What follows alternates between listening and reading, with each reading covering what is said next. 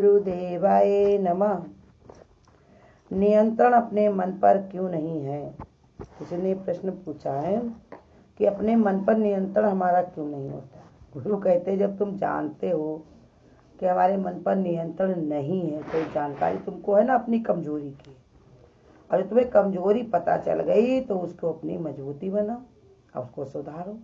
जैसे डॉक्टर के पास अगर कोई गया हुआ है और डॉक्टर ने कह दिया तुमको शुगर हो गई है, तो फिर अपने खाने पीने का ध्यान दो, परहेज करो।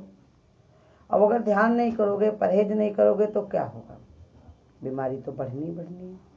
इसलिए बता रहे कि तुम इस बात को समझ गए हो कि हमारा मन पर नियंत्रण नहीं है और इसको नियंत्रण करे बिना हमको सुकून भी नहीं मिलेगा। देखो भगवान ने एक अध्याय में बताया भी है कि जब तक तुम्हारा मन तुम्हारे बस में नहीं होगा तो तब तक तुमको शांति मिलेगी नहीं।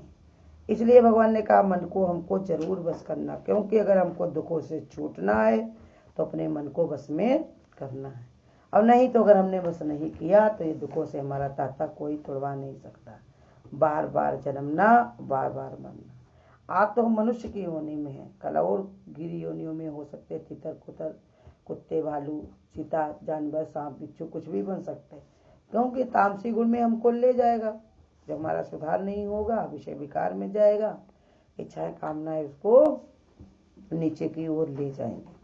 तो इसलिए जो भगवान ने कहा अब काम हमारे लोगों का क्या है? भगवान से योग जोड़ना, सत्संग भजन करना, लेकिन मन को हमें यही सिखाना।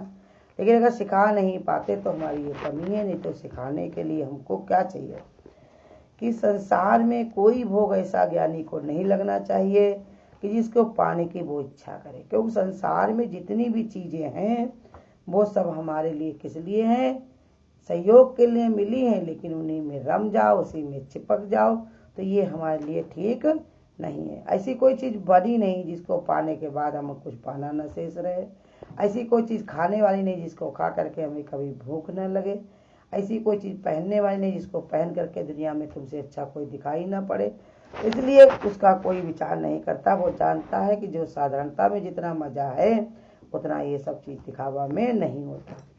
अच्छी तरह वो समझ लेना चाहिए कि उसके चित्त के द्वारा जानबूझकर भोगों को त्याग नहीं किया जाता, बल्कि संसार के भोग इतने तुच्छ, रसहीन और व्यर्थ का बोझ लगने लगते हैं कि वो अपनी ओर से पूर्ण रूप से निरपेक्ष हो जाता है। क्योंकि अब गुण जानता है, अब गुण जान लेता है। गुरु कहते बिरसोर किसको होते? ज्यादा लेटने वाले को। बीमारियां किसको होती? ज्यादा खाने वाले को। भगवान ने कहा जाता है नसों की बीमारियां किसको होती? ज्यादा क्रोध करने वाले को, विषय विचारों में अपना मन ले जाने वाले को। जब अपनी कमियां जान लेता है कोई तो उनको धीरे धीरे तुच्छ समझ करके, रसहीन माने उसमें उसको सुख लेना अच्छा नहीं लगता, व्यर्थ की चीजें लगती हैं, बोझा लगता है। इसी कारण वो अपने को न्यारा कर लेता है। अब पूर्ण रूप से ऐसा नहीं है कि धीरे धीरे हमारा ऐसा स्वभाव बन जाए, संस्कार बन जाए कि पूरा का पूरा वैराग। जैसे दादा भगवान कहते थे हमको तोलो तो पूरा का पूरा वैराग, दिन में देखो तो वैराग, रात में देखो तो वैराग। हर समय उनका विचार कैसा रहता था? वैरागी त्यागी वाला। तो इसलिए साधारण संसारिक मनुष्य को जिन भोगों के प्राप्त होने पर थोड़े से सुख का आभास होता है, उसकी तुलना में ध्यान योगी को भगवान में स्थित हो जाने पर करोड़ों गुना आनंद का अनुभव होता है। इसलिए संसारी भोगों के प्रति उसके उपेक्षा का भाव जागृत हो जाता है। कई संसारी लोग क्या करते हैं? संसार की चीजें पा करके थोड़ी देर के लिए खुश हो लेते, उसके बाद फिर वही रोना पड़ता है, क्योंकि वो जितनी भी चीजें हैं वो दुख के ही हेतु हैं। अभी फ्रिज को ही रख लो, तुम कहोगे हम लाएंगे लाएंगे लाएंगे, लेकर के आओगे, बोतल कौन लगाएगा? साफ सफाई कौन करेगा? बिजली का बिल कौन देगा? इसलिए जिम्मेदारी तो तुम्हारी बढ़ेगी, जितना पसारा उतना ही बेचारा। इसलिए भगवान का जो खाने की ही रख लो। कोई चीज़ बहुत अच्छी लगती, तुमने बनाई, पहले बनाने में टाइम लगा, फिर खाया उसको रस ले करके। अब पचाने की भी चीज़ वो इतनी तकलीफ देगी, ऊपर से आदत में आ गया, बार बार मन करेगा। ऐसे बता रहे कि फिर जब समझ जाता है ज्ञानी उसकी तुलना में, तो वो भगवान की तरफ अपने चित्त को जोड़ लेता। कैसे? तो भगवान तरफ जुड़ा हुआ चित्त उसको अनंत गुना सुख देता, करोड़ गुना सुख देता। क्योंकि भगवान का सुख ऐसा है, आनंद ऐसा है, वो दिन पर दिन बढ़ने वाला। अब संसार के जितने भी सुख है वो दिन पर दिन घटने वाले। ऐसे समझ लो इनको कि जैसे जिस दिन तुम पैदा हुए हो उसके दूसरे दिन से ही दिन जुड़ने लगते हैं। 1 साल हो जाता, हम कहते हैं 1 साल का बच्चा हो गया, लेकिन 1 साल उम्र से कम हो गया। ऐसे हम लोग सोचते हैं कि सुख लेने हम जा रहे हैं, सुख हमें मिलेगा, लेकिन वही सुख तुमको मिलते ही सब चीज तुम्हारे अंदर जो तलब थी, जो तुम्हारे अंदर इच्छाएं कामनाएं थी, वो सब तुरंत ही खत्म हो जाएंगी। तुम्हारे पास आते ही वो धीरे धीरे उसका सुख घटने लगेगा। चाहे चीज हो, चाहे वस्तु हो, चाहे किसी का मिलना हो, चाहे किसी से बिछड़ना हो, सब चीज धीरे धीरे कम होने लगेगी, व्यर्थ लगने लगेगी। और वही परमात्मा का जो सुख है वो उसमें स्थित हो जाने पे 1000 गुना करोड़ गुना ज्यादा होता है। क्योंकि भगवान का आकर्षण ऐसा है, वो सब अपने में जोड़ करके, क्योंकि भगवान आकर्षण स्वरूप ही है। अपने में जितना जोड़ते चले जाएंगे उतने तुम्हारे अंदर आकर्षण बढ़ता जाएगा, अपने आप में ही आनंदित रहना तुमको आ जाएगा।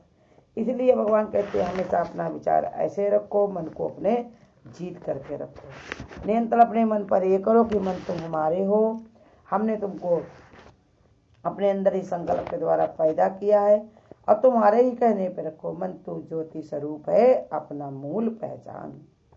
अपने मूल को पहचानो, तुम तो परमात्मा का ही स्वरूप हो, भगवान का ही स्वरूप हो। अपने मूल को जान लो, किस लिए संसार में आए हो, तुम्हें क्या करना था, क्या करने लगे हो। ऐसे अपने मन को बार बार समझाना और बताना है। इसको अभ्यास के द्वारा नियंत्रण करना चाहिए। कैसे, जैसे भगवान ने छठे अध्याय में कहा भी है कि मन ये जो जल्दी से बस में नहीं होता है।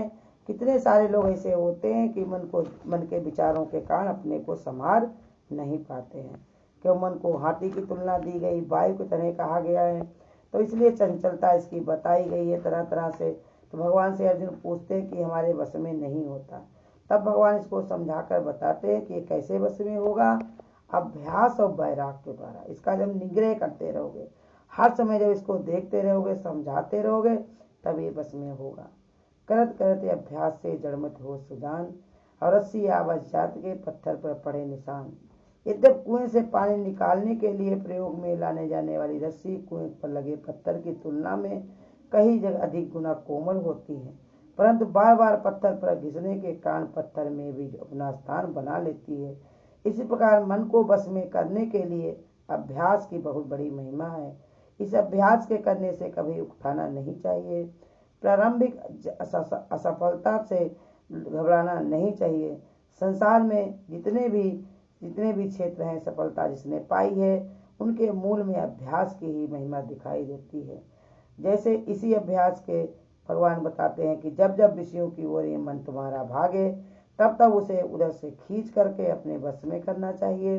इसके लिए तत्परता, लगन और परिश्रम आवश्यक है, परंतु साधना में पूर्ण सफलता भगवान की कृपा पर नियम विश्वास और उत्साह पूर्वक उस कृपा की प्रतीक्षा में होनी चाहिए।